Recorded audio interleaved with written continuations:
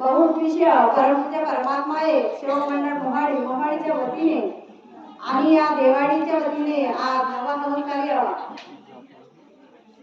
श्रीमान श्रीधरजी बुरे यांच्या निवासस्थानामध्ये पार पडलेला आहे. तरी पण या निवासस्थानामध्ये स्वयं भगवान बाबा हनुमानजी उपस्थित यांना माझा प्रणाम.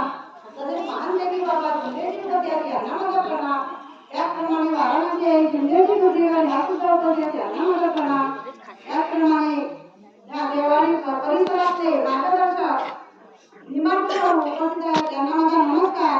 तसेच या कार्यक्रमाचे अध्यक्ष राजूभाऊ भोये आणि पतिदेव हे सुद्धा उपस्थित आहेत यांना माझा नमस्कार. तसेच तुमच्याकडून आलेले आमचे भाऊ त्यांना माझा नमस्कार.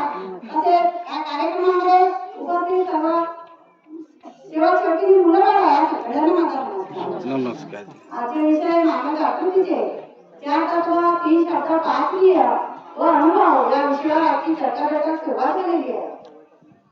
पहा, मी आपला प्राप्ती अनुभव सांगत आहे. माझ्या कुटुंबावर अनुभव घडलेला आहे. माझ्या कुटुंबात असा मोठा अनुभव घडला. माझ्या पतिदेवावर 2010 मधला माझा अनुभव आहे. माझे पतिदेवाचे काम त्यावेळेस ठेकेदारी सुरू असताना माझ्या पतिदेवाचे काम आपल्या मुंडरी कान्हाडाला काम सुरू होते आणि त्या कामावर जाताना काम सुरू असताना त्यांचा ऍक्सिडेंट झाला. ऍक्सिडेंट झाला, शेणावरून गाडी स्लिप झाली. आम्हाला माहित नव्हतं. हे रोज तिकडून आले का गोळी खायचे. माझा डोका दुखते असेच म्हणायचे. आम्हाला असं वाटत होता डोका म्हणतात होतं. कदाचित ते कहून काय म्हणतात ते झाले असेल असं मला वाटत होता. मी म्हणतो तुम्ही डोका म्हणता, सकाळी उठता, कामावर जाता. पण ज्या दिवशी आमची तब्येत खूप सिरियस झाली त्या दिवशी रात्रभर मी झोपले नाही.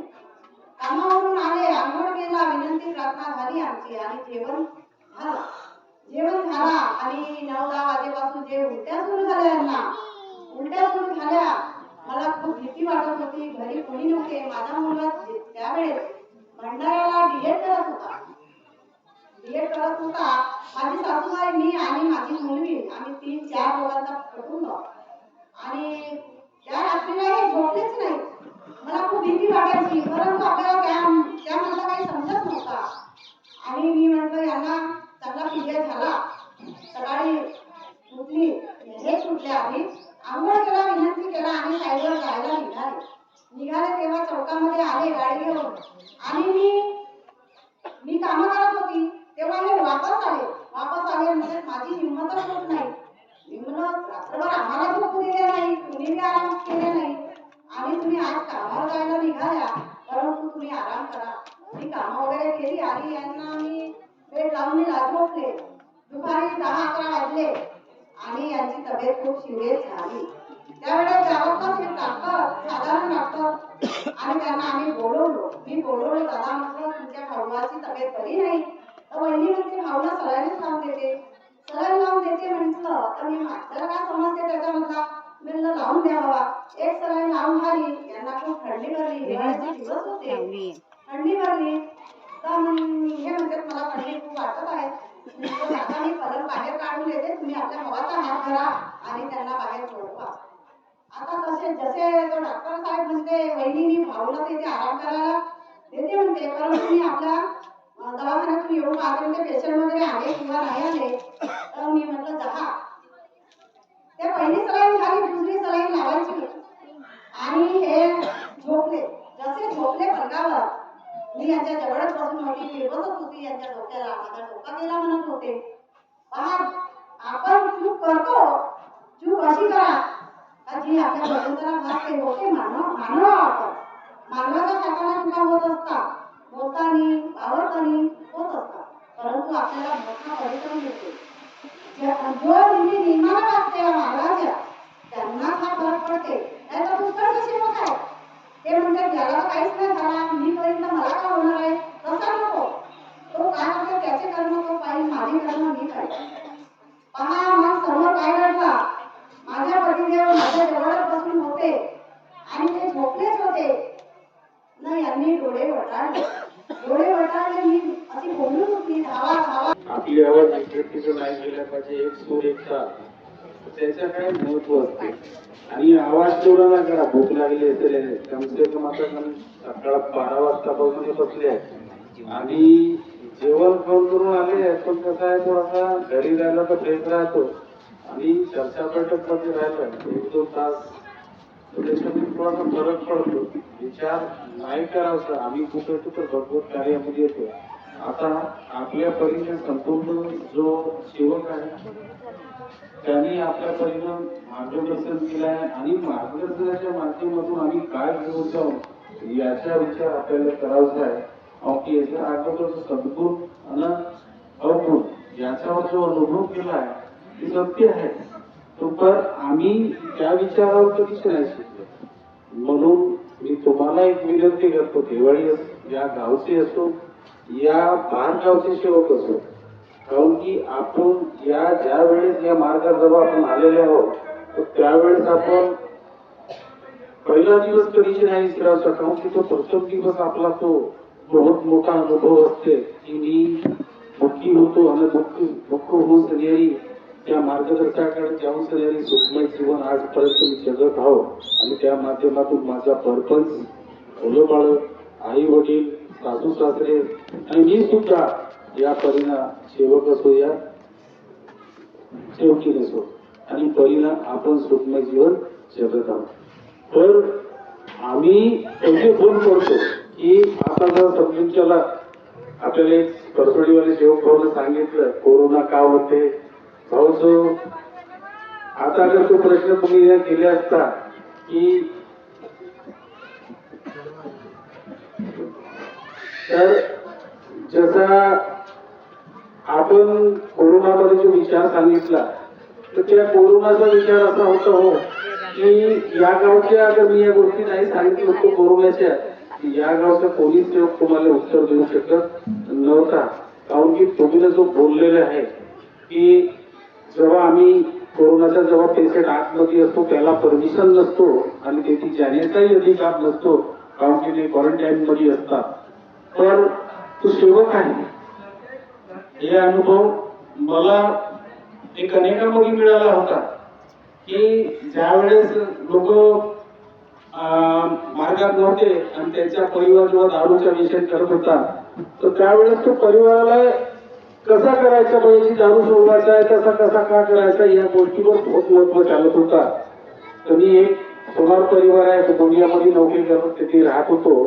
तो त्यांच्या याची कसा होता, त्यांच्या परिवार जेव्हा तो दारू पीत होता तर त्यांचा एक विचार होता की माझ्या पती दारू सोडल्या पाहिजे, जी याकरिता का केल्या पाहिजे. तर त्यांच्या घरचे लोक तर दवाई आणत होते आणि दवाई आणत होते ना, त्या दवाईमधून का करत होते त्यांच्या जेवणामध्ये सुद्धा ते दवाई मिळत होते ना, ते खात होते. तसाच आपण या परिसरामध्ये 2 सेवक आहेत, एक गणपत लिल्लारे आहे आणि एक तुमचा उपसरचा सेवक आहे. तर या सेवकांना जसं समजून चला त्या कोरोना टाइम मध्ये जेव्हा तुम्ही जसं सांगितलं तुमच्या पेशंट असा पर्सेंटवर 0 होता तसा तो लव लिहिलेले आहे तो एक पेशंट होता आणि त्याचीही प्रकृती तशीच होती जशी तुम्ही सांगितलं. आणि जो तुमचा एक सेवक होता त्याचं नाव सेवी समाजाचा आहे, नावे बोलून गेलो. तर तो एक सेवक तोही 0% वर होता. पण जेव्हा त्याची पत्नी जो सांगितला आता वहिनीला सांगितलं आहे कार्यकर्ता की मला मार्गात यायचे, मला ही बिमारी आहे की मला हा दुःख आहे. तो काय म्हणतो कार्यकर्ता, तुम्ही कार्यकर्ता असतो बाबाची शिकवणी का की तुला या मार्गात मरावा लागतो. आपण मरण्याचे वचन देतो. हा प्रत्येक माणूस प्रत्येक शेवटी म्हणतो आणि माझा असेल तर त्या दिवशी काय होतो. परंतु टीबी कॅन्सर महारोग जरी आहे तर त्या पहिल्या दिवसाला 25% 50% आराम पडतो परिस्थिती पाहून. परंतु आणि हा जसं आपण पुराणीवर जातो तुम्हाला एक अनुभव सांगतो की ज्याप्रमाणे आपण लग्न आपल्या मुलाचं लग्न घेऊन आपल्याला सुनबाई आणतो की नाही आणतो ना. ही काही दिवस बरोबर सेव प्रकरण राहतो ना. कोण काळा मामाची जेवण करायला सासूबाई चला का आई घेऊ का चला गेला म्हणून मानानं बोलवतो बरोबर आहे आई जर त्यांची खूप आणि होत जातो आपण नकळी खातो तर मग काय तर सासू मला सून चांगली मिळाली पहिले काय तर सून करू ना चांगली सून मिळाली जेवण खावण करायला का पाणी धुळेजीने सांगितले की तो पुण्या कारणास मार्गात आले आणि त्याने मार्गात येण्याच्या पूर्वी डॉक्टर विचार केले पंढरपुजारी केले आणि तरी पण सुद्धा त्यांना समाधान मिळाला नाही आणि त्यांनी या मार्गाकडे वळण घेतली आणि या मार्गात आले आणि आज त्यांच्या निवासस्थानी 9वे कार्य समाप्त झाले.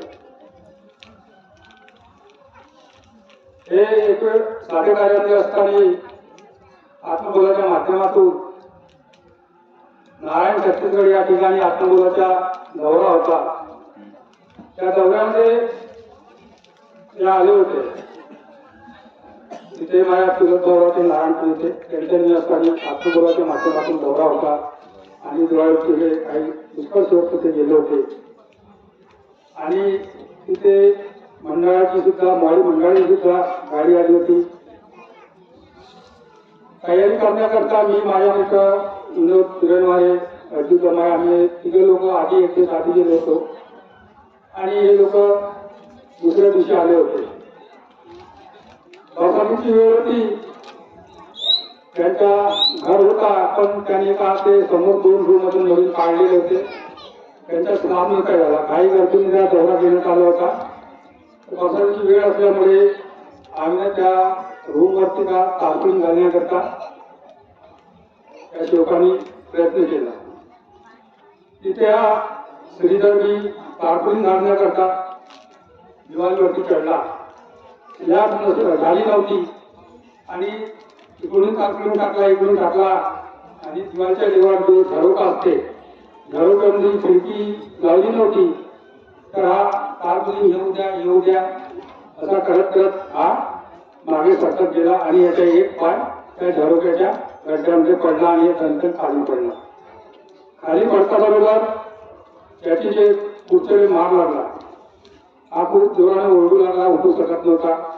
तुरंतमध्ये याला माझा भाऊ दवाखान्यात नोकरीवर होता. त्याच्या माध्यमातून तुरंत त्याच्या एक्स्ट्रा वेळ काढला, पेंडेज वगैरे केला.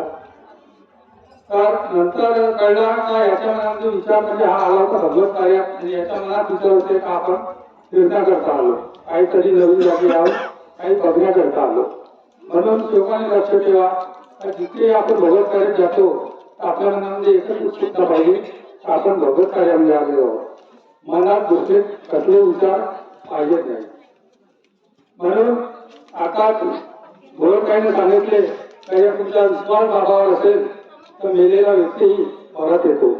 यामधला एक छोटासा अनुभव सांगत आहे. एमपी शिवनीमधली घटना आहे. लोकांचं नाव आहे राजेशानजी चव्हाण. अनेकांचे असताना हा 15-16 वर्षाचा होता तेव्हा त्याचे आई वडील मरण पावले. आई वडील मरण पावल्याने हा एकटा पडला आणि शिवनीजवळ एक गाव होता. त्या गावामध्ये महाराज राहत होता. त्या महाराजच्या घरी हा काम करू लागला आणि तो महाराज होता तंत्रविद्याला होता. तर त्याच्या घरी काम करताना मधामध्ये तो बघत असते का महाराज काय करतो काय नाही. तो मधामध्ये अमावस्या पौर्णिमेला आपल्या तंत्रविद्या साथ करत होता आणि हा नजरेनं बघत होता. हळूहळू याला वाटले का आपण ही विद्या शिकली पाहिजे आणि त्याच्या मनामध्ये विद्या शिकण्याची उत्सुकता वाढली आणि त्याने एक दिवशी महाराजसोबत बोलले आणि महाराजजी बोलले परंतु आपण त्यांचा परिवार, आपण त्यांची लेकरं, आपण आता सध्याच्या परिस्थितीमध्ये काय करत आहोत. या ठिकाणी आमचे मोठे बंधू मंडळी यांनी सांगितलं की आपण या मार्गाच्या विपरीत दिशेने कार्य करत असतो. बाबांनी तत्वशब्द नियम दिले, त्यांच्या आपल्याकडून पालन होत नाही. मग आपल्या जीवनामध्ये आपल्याला जर कुठेतरी समोर जायचं असेल, कुठेतरी योग साध्य करायचं असेल तर आपण काय केलं पाहिजे.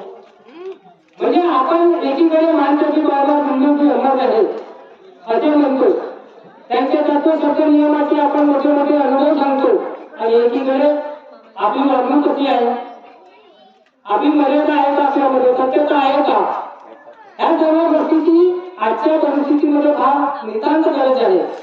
कारण ज्या परिवार, ज्या वडिलांनी आपल्यासाठी इतकी मेहनत घेतली, इतका परिश्रम केला, त्याची किंमत अजून आपल्याला कळलेली नाहीये. त्या बापाची जी किंमत आहे ना, ती आपल्या लोकांना अजून कळलेली नाहीये. त्या बापाने आपल्यासाठी काही नाही केलं मला सांगा. अरे आज त्या बापाची काय म्हणतो मेहरबानी जो आज आपण इथे सर्व एकजुटीने बसलेलो तरी आहोत, नाहीतर आज आपण इथे जमलो नसतो. त्या बापाने किती त्रास सहन केला असेल, किती लोकांचे तारे ऐकले असतील, किती लोकांनी त्यांना काय काय बोलले असतील, परंतु आपण आपल्याला जर तुम्ही एखाद्या चौकाने किंवा चौकीबाईने बोलला तर आपण एकमेकांसोबत भाग घालतो, एकमेकांचा तिरस्कार करतो. हा कितपत योग्य आहे? हे मानव धर्माची शिकवण नाही किंवा बाबांची शिकवण नाही. आपल्याला गरज आहे तत्वशास्त्र नियमाची, परंतु आपण त्याप्रमाणे वागत नाही आणि वागत नसल्यामुळे आपल्या घरगृहस्थीमध्ये अडीअडचणी निर्माण होतात. अडीअडचण निर्माण होते, काही ना काही प्रसंग आपल्या कुटुंबावर ओढवतो, मग आपण मार्गदर्शनाकडे जातो, मग आपल्याला मार्गदर्शन करते, मग आपल्याला चूक आठवते. परंतु अशी चूक आपण करायलाच किंवा आपल्याला माहिती आहे ना तत्वशास्त्र नियमामध्ये आपल्याला मार्गदर्शन, आपली नियमावलीमध्ये सर्वांना माहित आहे आपल्याला काय करायला पाहिजे आणि काय नाही करायला पाहिजे. परंतु आपण काय करतो, जाण बुजून काही चुका अशा आहेत की आपण स्वतःहून करून बसतो आणि दुःखाचा बाचा होतो आणि मग आपण पैसा बर्बाद करतो. दवाखान्याच्या माध्यमातून कोणत्या ना कोणत्या माध्यमातून आपल्याला पैसा कमी राहत नाही. या ठिकाणी चर्चा बैठक ही फार महत्वाची असते, परंतु या चर्चा बैठकीला महत्व देणारे फार कमी लोक आहेत. प्रत्येक ठिकाणी चर्चा बैठकीमध्ये चौकीबाईंची संख्या जास्त असते. राजूभावांच्या बैठकीमध्ये तेच परिस्थिती आहे, माणसांची संख्या कमी असते. आता मला असं वाटतं कधी कधी की फक्त बायांनाच काय म्हणते, चौकीबाईंना किंवा भगवंताची किंवा मानवाची गरज आहे, माणसांना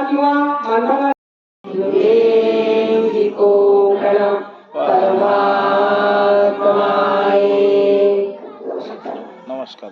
बहुउद्देशीय परमपूज्य परमात्मा सेवक मंडळ मोहाडीच्या वतीने बाबांच्या आदेशाप्रमाणे आज श्री धनजी भुले यांच्या निवासस्थानी समाप्तीचे नवे हवन कार्य पार पडून एका परमेश्वरी कार्याच्या चर्चा बैठकीला सुरुवात झालेली आहे.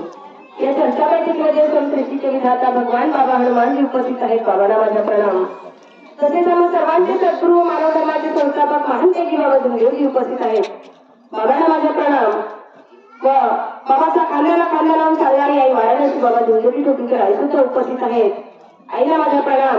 व इथे उपस्थित खात्यावरून आलेले मार्गदर्शक भोयरजी, तसेच तुमचे घोडेकर भाऊ आणि ह्या गावचे मार्गदर्शक निंबाळकेजी आणि बाहेर जाऊन आलेले सेवक सेविका बाळगोपाळ आणि देवाळीवरून सुद्धा आलेले सर्व सेवक सेविका बाळगोपाळ सर्वांना माझे प्रेमपूर्वक नमस्कार. आजच्या चर्चा बैठकीचे विषय बाबांनी दिलेले 4 तत्व 3 शब्द पाचनीय व शेवकांना घडून आलेले अनुभव या विषयावर चर्चा बैठकीला सुरुवात झालेली आहे. संचालक साहेबांनी मला अनुभव विचारले त्यांनी सांगितले आहे. भगवान बाबा हनुमान जी को प्रणाम. महान तेजी बाबा धुंदेव जी को प्रणाम. परमात्मा एक. पहा, या मार्गामध्ये भाऊनी सांगितलंच की जोही सेवक येतो तो दुःखाला घेऊन येतो. सुखी तर कोणीच येत नाही. सर्व परीने सुख समाधानी असली तर कोण ह्या जीवनाला त्यागेल. म्हणून मी सुद्धा ह्या मार्गामध्ये दुःखालाच घेऊन आलेली आहे. माझे दुःख असे होते की मी अनेकामध्ये असताना एकाएकी एक दिवस असा होता की माझी सासू चांगलीच होती आणि एकाएकी तिच्या पायाला ठेस लागली आणि पायाला ठेस लागली तर पायाचा त्रास, बोटाचा त्रास एवढा वाढला की अंगातून मागेपर्यंत जातपर्यंत रक्ताची धार लागत होती आणि पूर्ण घर रक्ताने भरत होता. फक्त ठेस लागली आणि तिच्या ठेस लागल्यामुळे तो पायाला त्रास झाला, बोटाला, आणि मांडी सुद्धा तिची लाल लाल झाली. मांडीचा त्रास एवढा झाला की ती चालू शकत नव्हती आणि चांगलीच होती, पण दवाखान्यामध्ये मी डॉक्टराकडे जातो म्हणून गेली आणि डॉक्टरांनी सांगितलं की बाई तुम्हाला भरती व्हावं लागेल. तेव्हा माझी सासू डॉक्टरांसोबत बोलली की भाऊ म्हणे मी तर एकटीच आलेली आहे आणि पैसा वगैरे घेऊन काही आली नाही, तर मी घरी जातो म्हणे आणि पैसे घेऊन मी भरती व्हायला येतो. तेव्हा परिस्थिती गंभीर होती. माझी सासू आणि पैसे नव्हते. तिने तसेच महानपैकी बाबा झुंडेजी उपस्थित आहेत. बाबांना माझा प्रणाम. तसेच मातोश्री वाराणसी बाबा झुंडेजी गुजरीकर उपस्थित आहेत. आईला माझा प्रणाम. तसेच आजच्या सजावटीच्या भैरजी उपस्थित आहेत, त्यांना माझा नमस्कार. तसेच आमच्या गावचे कार्यकर्ताजी त्यांना नमस्कार आणि सेवक सेविका आणि बाहेर गावून आलेले सेवक सेविका या सर्वांना माझा प्रेमपूर्वक नमस्कार. आजच्या दिवशी मला जागृतीकरिता बाबांनी दिलेले 4 तत्व 3 शब्द 5 नियम व सेवकांना घडून आलेले अनुभव याच्या चर्चा बैठकीला सुरुवात झालेली. मला संचालकांनी मार्गदर्शनाकरता आमंत्रित केले आहे, तर मी माझ्या परीने मार्गदर्शन करीत आहे. महानपैकी मुलींनी भगवंताची प्राप्ती करून आम्हा गोरगरीब सेवकांना विनामूल्य वाटून दिलेला आहे आणि महानपैकी बाबा झुंडेजींनी 6 वर्षाचा त्याग धरलेला आणि एका भगवंताची प्राप्ती केली. आजच्या शब्दाने त्याग करू शकत नाही, आपल्या हाताने काही चुका घडतात, पण बघा ते महानपैकी बाबा झुंडेजी 4 पेज निकालो, 4 पेज. यांनी एका भगवंताची प्राप्ती केली आणि आज आम्हा सर्व सेवकांना ही सेवा विनामूल्य वाटून दिली. बस बस. किती महान आहे महानपैकी बाबा झुंडेजी. महानपैकी बाबा झुंडेजींनी महानपैकी बाबा झुंडेजी धोक्याखाली रडले होते, तर कशासाठी ते सेवकांना सत्य मर्यादेची मागितली होती. त्यावेळेस सेवकांनी सत्य मर्यादा प्रेमाची भीक आपण सेवक देऊ शकलो नाही. महानपैकी बाबा झुंडेजी आहेत, यांनी गोरगरीब सेवकांना खेडोपाडी जाऊन दौरे घेतले. दौरे घेऊन हा आपला मानव धर्माचा प्रचार आणि प्रचार केला.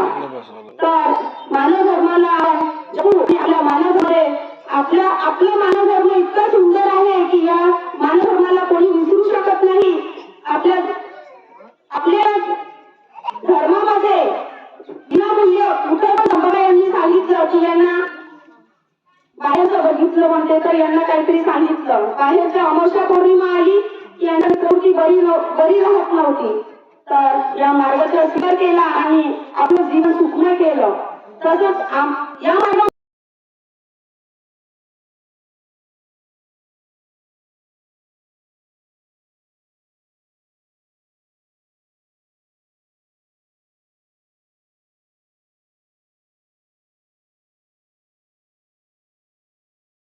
कार्यक्रम चांगलं दिसला लागलं.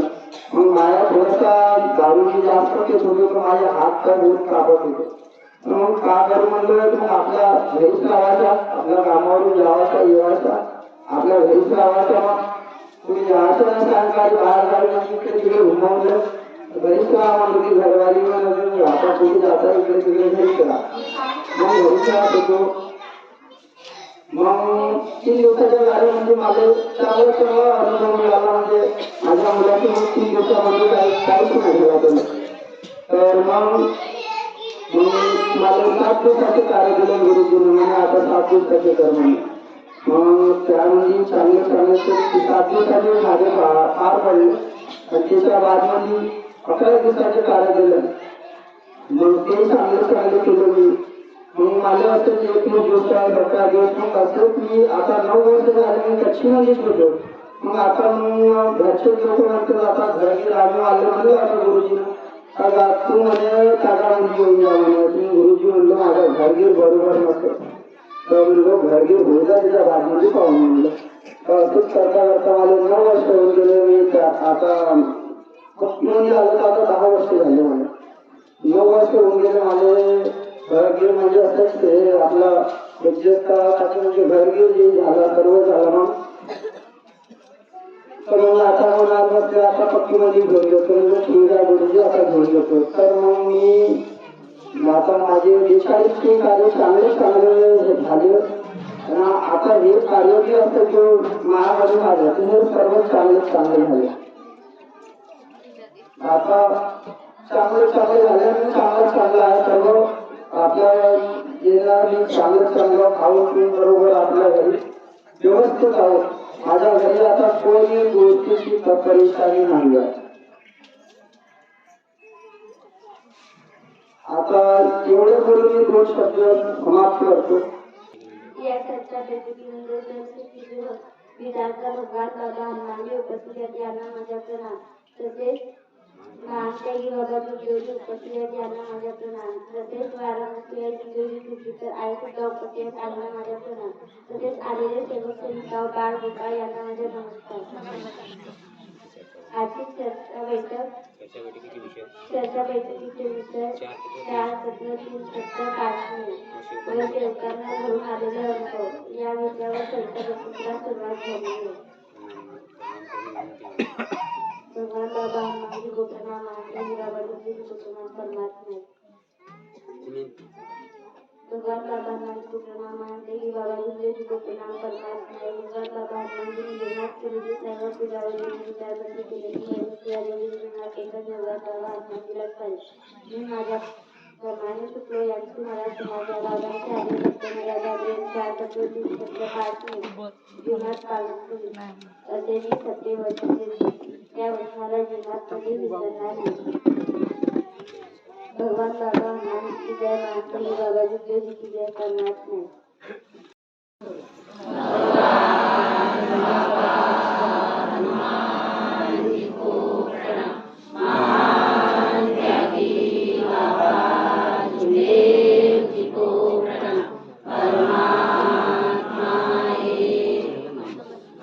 बहुउद्देशीय परमपूज्य परमात्मा सेवक मंडळ मोहाडीच्या वतीने बाबाच्या आदेशानुसार आजचे 9वे हवन कार्य आमच्या ठिकाणी पार पडले आहे.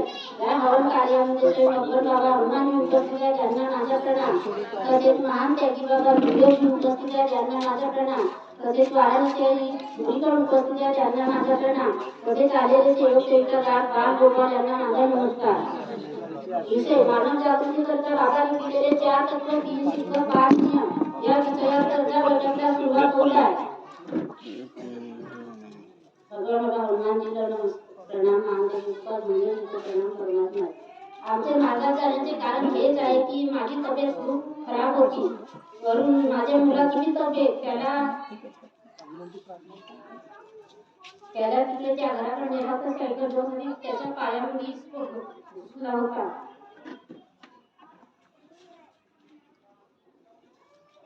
तब्येत सिरियस होती. मला काही वाचण्याची शक्यता नव्हती. आम्ही नंदेगावला फोन केला. मला एवढा रोग लागला होता की माझी काही गॅरंटीच नव्हती त्या दिवशी. नाही नंदेगावला बोलायला ते मला त्या दिवशी आखरी दिवस होता. ते माझ्या जवळ आले. माझ्या नंदेगाव बसला होता.